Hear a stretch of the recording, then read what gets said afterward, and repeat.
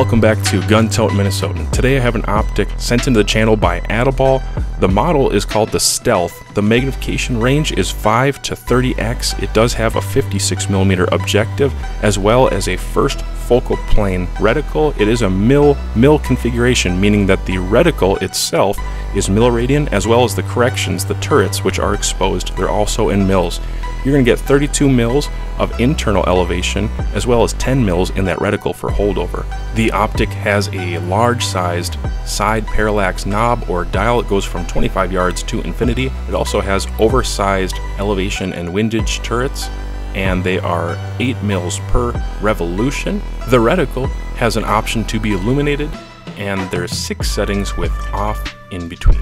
I could keep going on and on about some of the features and the accessories that might come in the box, but I'd rather just start talking about the features themselves and my use with them. I've mounted this optic on several different rifles. I've run it back and forth and re-zeroed it multiple times using their RTZ, the Return to Zero device, and I found it very successful. But I want to show you, just in case you need to reference this video in the future for when you buy one of these optics. I'm going to be recommending it, and I think maybe my video will just be a helpful tool for anybody who's new to optics and they just need to see how it's done.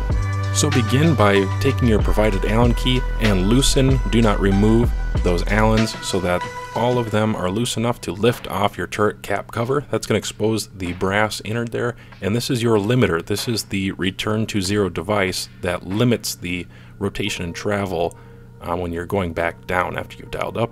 It will help you with having an efficient place to come back to zero each time, and so I'm just showing you there that it's a threaded device, and you go ahead and spin it all the way down, make sure it's sure and tight, and then you're going to take your Allen and just tighten it up there, snug it up.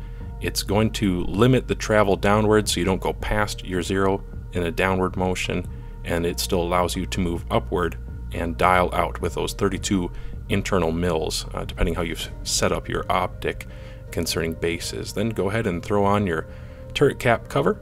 And just something I should mention is my model, I think it's a pre-production model or an early model. The actual production line model is going to have a witness mark there for your zero that you can see. I actually do have one there. It's just in black. You can't quite see it very well with the camera.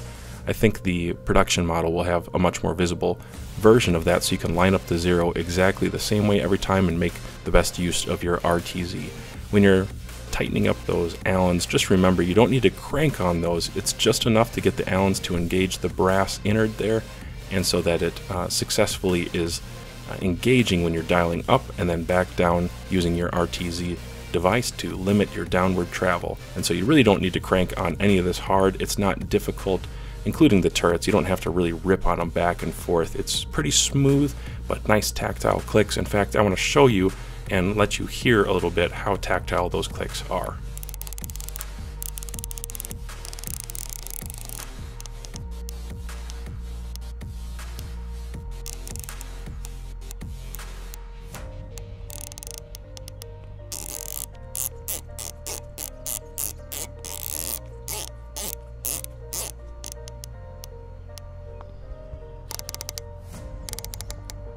So the next feature I want to talk about is the ocular focus, or the reticle focus.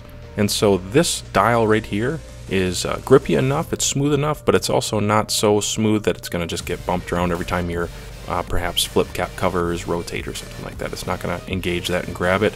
Speaking of the reticle, so I'm having a little trouble with my camera focus a little bit here and getting the reticle lined up perfectly, but I'm using that reticle focus just to show you how blurry it gets. And then I'll go back and go all the way to the right again, which is where I leave it at for my particular eye. In case you aren't aware of that, you just go ahead and look at a bright blue sky, something like that, just for a second, and go back and forth on that dial until the reticle itself, not the target, not the image, but the reticle itself is nice and clear, like kind of what you're seeing here. Now I'm going to tell you, as far as glass quality goes, I'll talk more about glass in a little bit. My parallax isn't perfectly set to the target that I'm looking at, or those trees right there, as well as the fact that on humid days, with camera quality, you know, the glass, that actually changes things a little bit. So the glass quality is better than what you're seeing here by quite a bit. Part of that is the parallax is not perfectly set. When I'm working on the parallax a little bit here, just so you can see that back and forth, it is more clear than that. I just want to throw that out as a proviso in case you were worried. That's mostly just the camera and the parallax setting, but I'm very happy with what I'm seeing for the actual reticle focus and the ability to get it nice and tight for my eye. I have run into a couple optics before that didn't have enough travel on the reticle focus, and it was still just slightly blurry for my eye. This shot right here is, by the way, on 30 power. That's what the reticle is going to look like. Very favorable reticle. I like it a lot. I like the 1/2 mil breakups. I'm sorry that this is going out of focus here as I back off. When you're going to use the full 10 mils of holdover right down to the pillar with a pinnacle on the bottom, that's about 11 mils in the bottom there.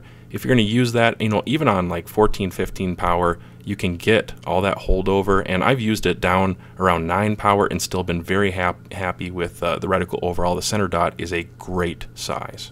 Just a reminder, this is a first focal plane optic, which has lots of benefits. You maybe want to go ahead and study that if you haven't looked in that before. I prefer first focal plane optics most of the time, and I'm really happy with this one. The reticle grows in proportion as you magnify, or it comes down in size as you back off on magnification. Going to that reticle illumination option here. Now again, there's 6 settings with off in between, and 5 and 6 are plenty bright. I mean, this is a bright day behind me on this vegetation, and it stands out just fine. I really only use illumination early morning. Perhaps night vision guys out there, if you're going to have a low setting, that's going to be something that this will offer you as well. And then dusk. In the evening, I have used it a number of times on a dark plate or a dark surface, something like that. And this is going to get you by just fine. I think it illuminates an appropriate amount of real estate in that reticle. All right, moving on to the objective. It is a 56mm objective, which I appreciate greatly. It is the direction I think a lot of the precision optics need to go if they haven't already. I like how much light comes in, and if you're worried about that, or glare, anything of that nature, of course you could put a sunshade on it. Here's a medium-sized sunshade. It's actually the size I prefer. Doesn't make the whole package overly long. It's a practical length, and it does the trick when it's very, very bright. Maybe you can tell from the shot right here, but this particular day was incredibly bright, and so I threw that on there, and it does the trick. If it's any longer, I'd start to have some diminishing results as far as my image downrange, and so I actually like to keep them just a little bit shorter, enough to be practical, and that's what you're seeing right here. Really enjoyed that. The overall package is a nice size because of that. Talking about glass quality now, this is a thing that I think most people are relatively aware of nowadays, more and more so than they maybe ever were. When I was a kid, I remember shooting through practically a straw, and you could hardly see through the thing, you know, these little tiny sub 1-inch scopes. And nowadays with these bigger scopes, we're really paying attention to glass quality. And I've shot this, guys, so many times past 1,000 yards with multiple rifles, many rounds downrange past 1,000 yards, and I'm shooting in early morning. At times I'm shooting very often right before sundown, and so I'm getting a really good feel for the quality of this. Hot, humid days, dealing with mirage and other things of that nature, and I'm finding that the glass quality did not prevent me at all from seeing my misses, my hits, my impacts. At 600 yards I could still see my bullet holes on a very hot day on 14 power. And so sometimes if the sun is at your back, you get a little advantage there, and you can see your impacts on white paper. One thing that does get difficult is as the sun goes down, the temperature changes, and even if the wind dies off, as the temperature changes, rimfire ammo tends to be relatively sensitive, and so I need good glass to spot my misses as the temperature changes or conditions change, atmospherics change. This is just so sensitive, and I need good glass, and I'm going to be honest, I can see my hits and my misses pretty well. I can see my hits on the steel here at 530 yards. Obviously 30 power when I run it up there, that's not hard to do even with a 22 caliber bullet. But then I back it off, and I'm only shooting right now on about 16 power, and at 16 power I can see my hits, I can see my misses in the dirt, even though it's dark down there, and I'm shooting against basically almost like clay, not so much sand, a little bit more of a clay backdrop with grass, and I can still see it. It's pretty good. So it's advertised as HD glass, and yes, there are better glass qualities out there, and you could get those, but you would end up doubling or tripling the cost of the optic very often. And so for me, I'm more of a mechanics guy. I focus on those things: repeatability, trackability, functional reticle. But yes, glass quality does matter, and this has been definitely decent enough to spot hits and misses, and I'm pretty happy with it. Something worth mentioning is that the user manual states that the eye relief is set right around 4 inches, which is perfectly in line with the standard in the industry, and it's never been a problem for me. I actually found it to be slightly more generous than that. Another pleasant surprise, especially for an optic that is sub $800 and even cheaper. I mean, it's less than $700. I found that the eye box was actually not too touchy, so really good job on that, Atibal. I was very surprised to find an affordable, technically this is an affordable 5 to 30 with so many features, and an eye box that is not terrible at 30 power, not at all, and an eye relief of 4 inches plus. Pretty good.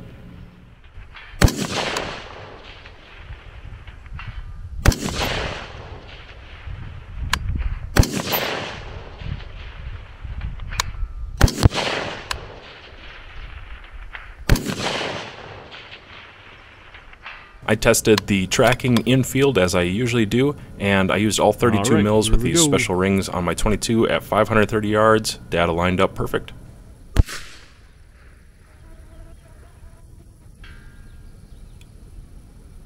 That's a good sound. There is a similar design on each one of the rings or dials or turrets. I like it. It's not overly aggressive. It's not going to rip up your hands, but it allows you to get a good grip if your hands are sweaty or it's maybe raining out and they're kind of wet. And so that was a good feature in design. 25 yards to infinity on this big parallax dial on the side. I really like that it's larger because it allows you to finesse that dial a little bit more and get a little more fine-tuned for target shooting, as well as just really get a good grip on it. I have extra large size hands, and the tiny ones just don't make a lot of sense for me. Magnification ring goes between 5 and 30 power, and I found it to be fluid enough, not overly tight, not overly loose, kind of right in the middle.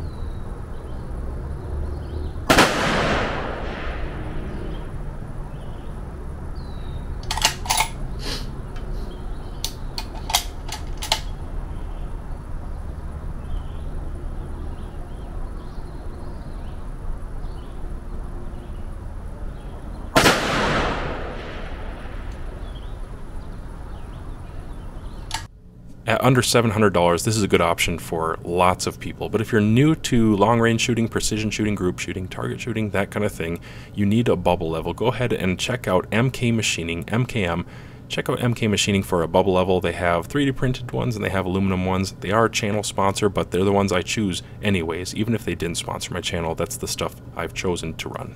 Real briefly, I'll run down some of the specifications, but go ahead and check out their website. If you have any other questions, it's probably the best place for you to go, or send an email if you have some questions that I'm not answering so far in this video. Some of the specs are: the magnification range is 5 to 30. The objective lens diameter, again, is 56 millimeters. The eye relief is set right around 4 inches. I found it to be slightly more generous than that. Field of view is between 23 or 3.4 feet, depending on if you're 5 power or 30 power. The reticle is set in the first focal plane, which I like a lot. The tube size is 34 millimeters. The turret style is an exposed target turret that has 1/10 mil corrections per click.